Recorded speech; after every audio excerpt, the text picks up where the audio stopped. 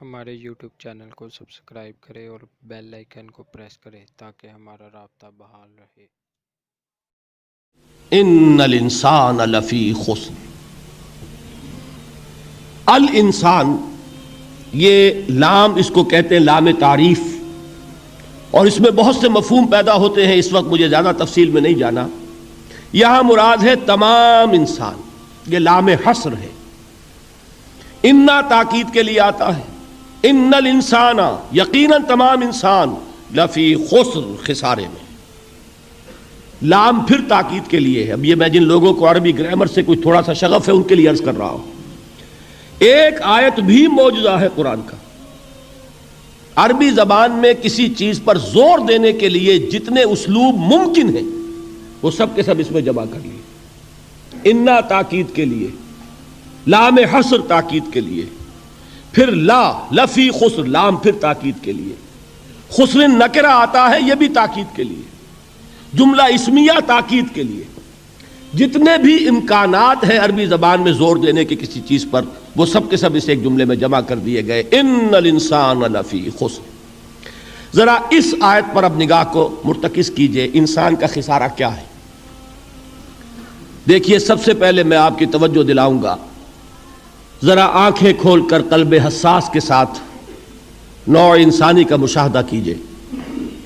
کیسے کیسے دکھ، کتنی تکلیفیں، کتنی محنت، کتنی مشقت ہے جو ہر انسان کا مقدر ہے۔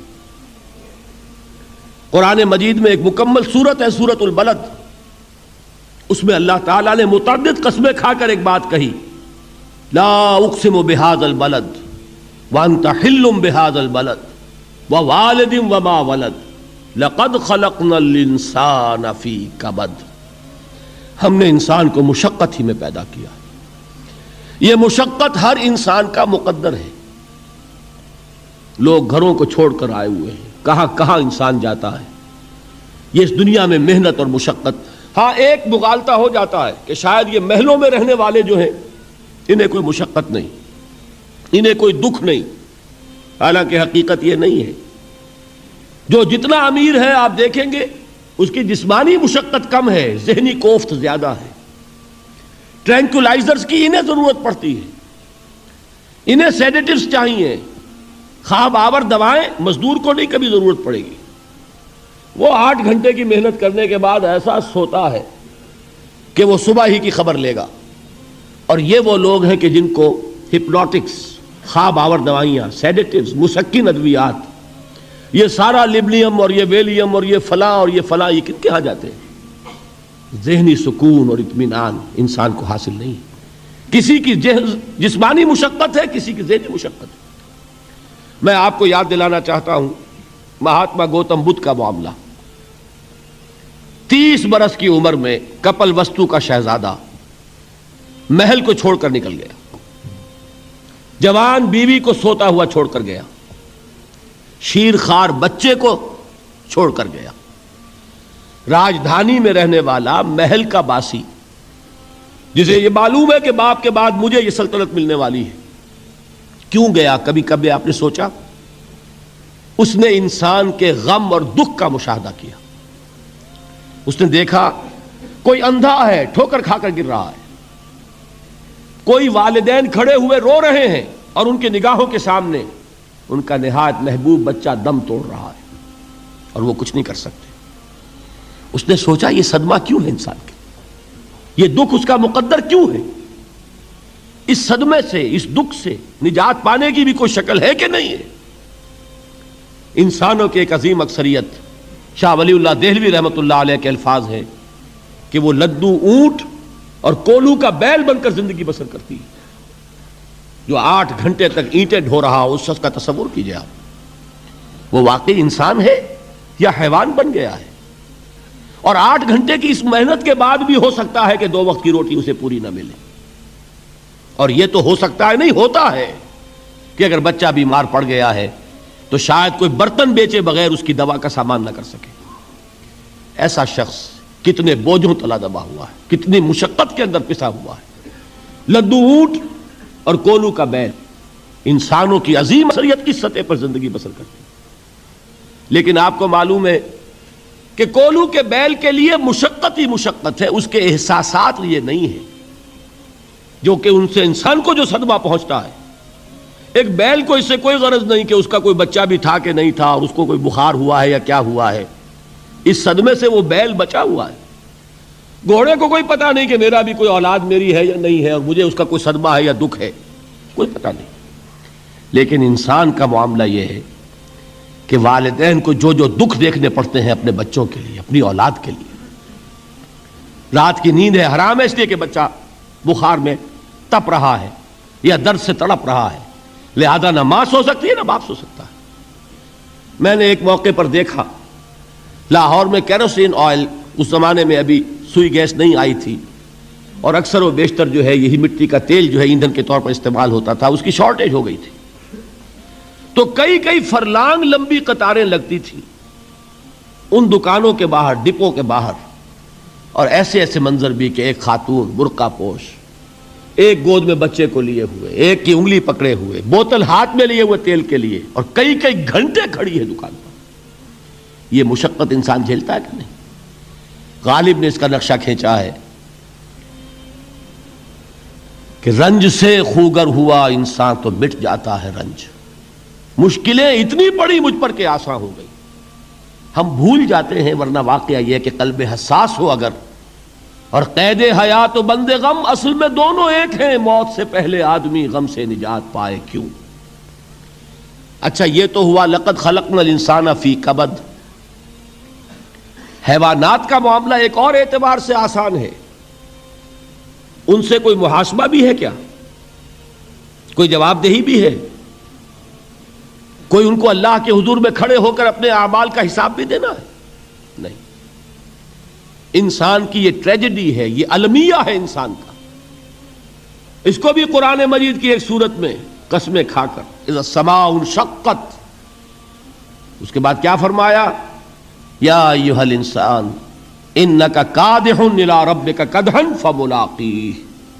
اے انسان، تیرا المیہ، تیری ٹریجڈی اس سے کہیں بڑھ کر ہے، تجھے صدمے پر صدمے جھیلتے ہوئے، مشقت پر مشقت برداشت کرتے ہوئے ایک روز اپنے رب کے حضور میں بھی کھڑا ہونا ہے، جواب دہی بھی کرنی ہے۔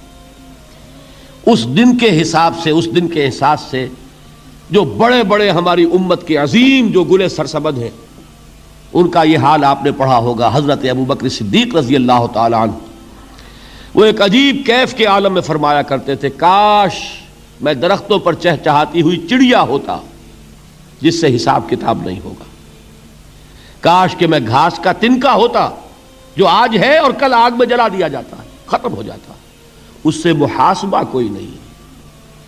وہ جس کے احساس سے کہ حضرت عمر جو ہیں اپنے انتقال کے وقت سخت بے چین تھے، ان کے بیٹے حضرت عبداللہ ابن عمر رضی اللہ تعالی عنہما نے ان کا سر جو ہے وہ اپنے زانوں پر رکھ لیا تو کہا نیچے ڈال دو۔ ایک عجیب بے کلی اور بے چینی۔ انہوں نے کہا ابا جان آپ کیوں پریشان ہیں؟ آپ تو عشرہ مبشرہ میں سے ہیں، آپ کو تو اللہ تعالیٰ نے جنت کی بشارت حضور کے ذریعے سے اس دنیا میں دی۔ حضرت عمر فرماتے ہیں کہ خدا کی قسم اگر قیامت کے دن عمر برابر سرابر پر چھوٹ گیا تو بہت بڑی کامیابی تصور کرے گا۔ یہ احساس جن کو ہوتا ہے، حضرت علی کا حال کیا ہوتا ہے؟ ابھی جو آپ نے حافظ صاحب سے سنا، یہ حضرت علی کا معاملہ ہے کہ ایک تیر پیوست ہو گیا تھا، کسی طرح نکل نہیں رہا تھا۔ حضرت علی نے فرمایا کہ اچھا چھوڑو مجھے، میں نماز کی نیت باندھتا ہوں۔ نماز کی نیت پڑھتے تھے تو لرزتے تھے، کانپتے تھے، کس کے سامنے کھڑا ہوں اور کس کے سامنے مجھے ایک دن جواب دہی کے لیے کھڑا ہونا ہوگا۔ لن تزولا قدم ابن آدم، حضور نے خبر دی ہے ابن آدم کے قدم ہل نہیں سکیں گے۔ جیسے مجرم کھڑا ہوتا ہے کٹہرے کے اندر، اس کٹہرے میں سے ہل نہیں سکو گے حتی یسأل عن خمس، جب تک کہ 5 چیزوں کا حساب نہ لے لیا جائے۔ وہ 5 چیزیں کیا ہیں؟ کان کھول کر سنیے۔ عن عمرہ فیما افناہ، عمر کا حساب دو، یہ 80 برس اور 70 برس ہم نے تمہیں دنیا میں دیے، کہاں ضائع کیے؟ وعن شبابہ فیما ابلاہ، اور خاص طور پر جوانی کا دور، امنگوں کے دن، ولولے ہوتے ہیں، قوت ہوتی ہے، توانائی ہوتی ہے، آدمی چلتے ہوئے زمین پر پاؤں مارتا ہے، قوت جو ہے وہ اپنا اظہار چاہتی ہے۔ یہ جوانی کہاں گلائی؟ حساب دو، ایک ایک لمحے کا حساب دو۔ وَعَن مَالِهِ مِنْ أَيْنَ اكْتَسَبَهُ وَفِيمَا أَنْفَقَهُ، ایک ایک پائی کا حساب دو، مال کا کہاں سے کمایا تھا، حلال سے کہ حرام سے، اور کہاں خرچ کیا تھا، گل چھروں میں، عیاشیوں میں، یا نیکی کے کاموں میں، ادائے حقوق میں، اللہ کے دین کے لیے۔ 4 سوال ہو گئے، 2 زندگی کے بارے میں، ایک زندگی پوری بحیثیت مجموعی کہاں کس کام میں لگائی، اور خاص طور پر شباب کا دور کہاں لگایا۔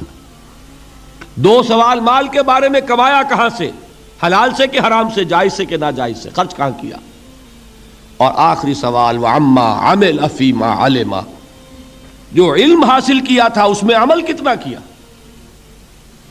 علم کے انبار لگاتے چلے گئے اور عمل کے آغاز کی بھی نوبت نہ آئی۔ یہ علم جو ہے یہ اس روز سب سے بڑا وبال بن جائے گا انسان کا۔ اتنا علم اور عمل کچھ نہیں، بجائے کہ کریڈٹ کا ذریعہ بنے یہ الٹا ڈیبٹ کا کھاتہ بن جائے گا۔ یہ جواب دہی کا احساس ہے کہ جس کی وجہ سے انسان کی ٹریجڈی جو ہے وہ دوہری ہے۔ کوئی حیوان اتنے بوجھ تلے نہیں، مشقت کی، محنت کی، اس زندگی میں ختم ہوئے، اس کے بعد کوئی محاسبہ نہیں۔ اس کو بھی غالب نے خوب کہا ہے کہ اب تو گھبرا کے یہ کہتے ہیں کہ مر جائیں گے، اور مر کے بھی چین نہ پایا تو کدھر جائیں۔